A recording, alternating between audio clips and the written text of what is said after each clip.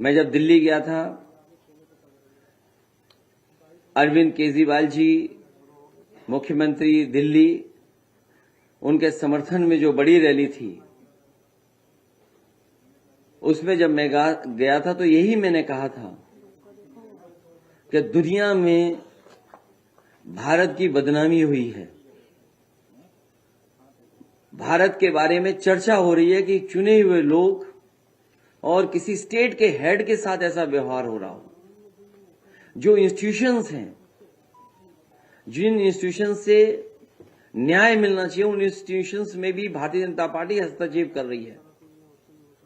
ये तो हम लोगों ने एक प्रधानी के चुनाव में देखते थे, प्रधान स्तर पे देखते थे, लेकिन मुख्यमंत्री किसी स्टेट के चुने गए हों, उनके साथ ऐसा व्यवहार, झूठे मुकदमे लगा करके उन्हें जेल भेज दिया जाए। इसी तरह झारखंड के मुख्यमंत्री, उन्हें जेल भेज दिया।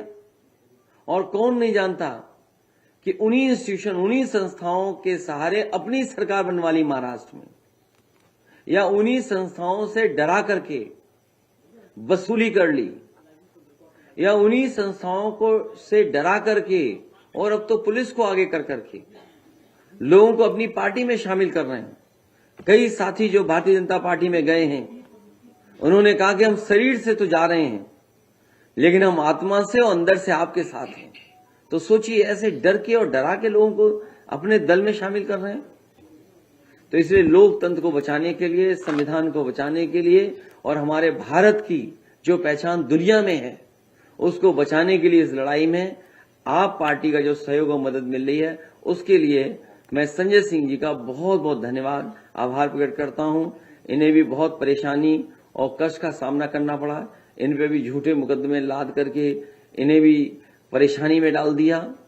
और जो परेशानी में जाता है लोकतंत्र में, जनता उसे कभी न कभी सम्मान देती है। और हमें उम्मीद है कि जो जनता देख रही है, वो जो ऐसे काम करने वालों के खिलाफ मतदान इस बार होने जा रहा है, करेगी जनता। मैं संजय सिंह जी से कहूंगा कि अपनी बात रखें। मैं पहले तो बहुत आभार व्यक्त करता हूं समाजवादी पार्टी के राष्ट्रीय अध्यक्ष माननीय अखिलेश यादव जी का, कि ऐसे संकट की घड़ी में जब हमारी पार्टी के मुखिया को जेल में डाल दिया गया है, दिल्ली के 2 करोड़ लोगों के द्वारा निर्वाचित, 3 बार प्रचंड बहुमत से निर्वाचित मुख्यमंत्री को जेल में डाल दिया गया है, समाजवादी पार्टी के मुखिया हमारे समर्थन में दिल्ली पहुंचे, रैली को संबोधित किया।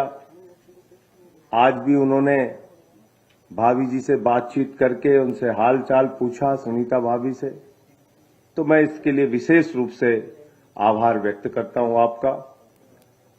और जिस तरह से दिल्ली में भी ऑपरेशन लोटस शुरू कर दिया गया है, आपने देखा किस तरह से हमारे एक मंत्री को, जिस पे पहले ईडी का छापा पड़वाया गया और बाद में उसको इस्तीफा देने का दबाव बनाया गया। इस लड़ाई में आपने हमारा साथ दिया। फिर से मैं आपकी पार्टी का और आपका हृदय से आभारी हूं। ये 2024 का चुनाव कोई सामान्य चुनाव नहीं है।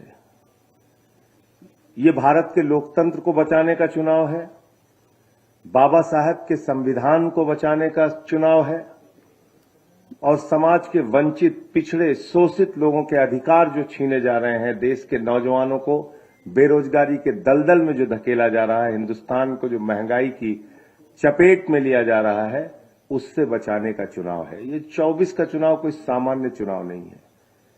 ये एक तानाशाह हुकूमत के खिलाफ लोगों को लामबंद करने का भी चुनाव है। और मैं सिर्फ इतना कहना चाह रहा हूं कि इंडिया गठबंधन 2024 का चुनाव जीतेगा, और समाजवादी पार्टी के जितने भी आज जो बातचीत हुई आपसे, अखिलेश जी से, अध्यक्ष जी से, जहां जहां समाजवादी पार्टी के कैंडिडेट उत्तर प्रदेश में हैं, हम यूपी का चुनाव नहीं लड़ रहे हैं।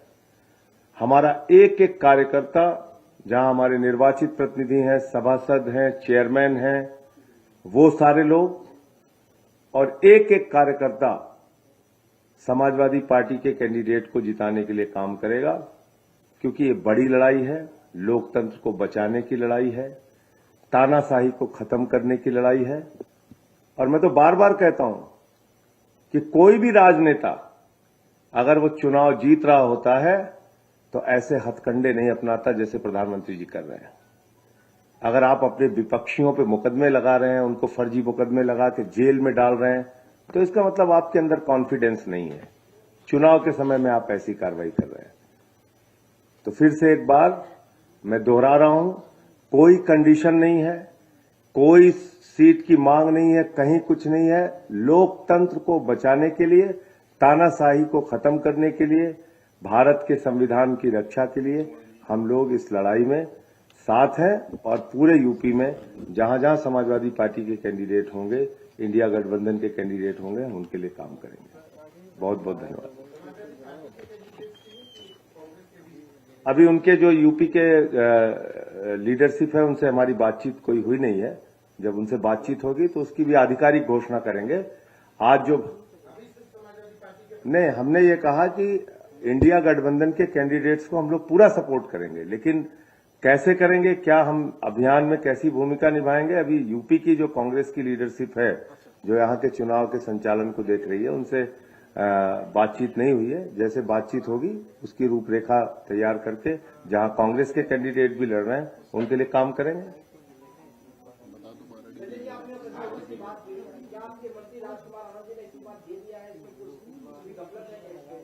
अब उन्होंने सार्वजनिक रूप से आके बयान तो दे ही दिया है, सबके सामने बयान दिया है। अब जिस दिन ईडी के छापे उनके यहां पड़े थे, उस दिन क्या बोला था वो भी देख लीजिए। और जब बाबा साहब के संविधान दिवस पे उन्होंने मुख्यमंत्री जी को बुलाया था अपने कार्यक्रम में, उस दिन उन्होंने क्या बोला था मुख्यमंत्री जी के बारे में और कितना सम्मान दलितों का अरविंद केजरीवाल जी कर रहे हैं, वो सारे वीडियो निकाल के देख लीजिए।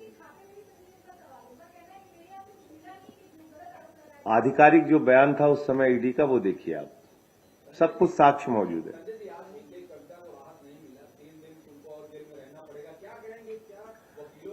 पीएमएलए का जो कानून है वो जटिलताओं से भरा हुआ है। उसमें ऐसे अमेंडमेंट्स हो गए 2018 में जिसमें बेल मिलना मुश्किल होता है। और मैंने आपको बताया, कई बार बता चुका, कई इंटरव्यू में बता चुका, किस तरह से फर्जी मामले तैयार किए गए हैं दिल्ली के मुख्यमंत्री अरविंद केजरीवाल जी के खिलाफ। 10-10, 12-12 बयान ले रहे हैं। 10 बयान में कुछ नहीं बोल रहा आदमी, जैसे उसको अरेस्ट करते हैं उससे गवाही लेते हैं और फिर उसकी बेल हो जाती है। ये क्या है? सामान्य व्यक्ति भी समझ सकता है।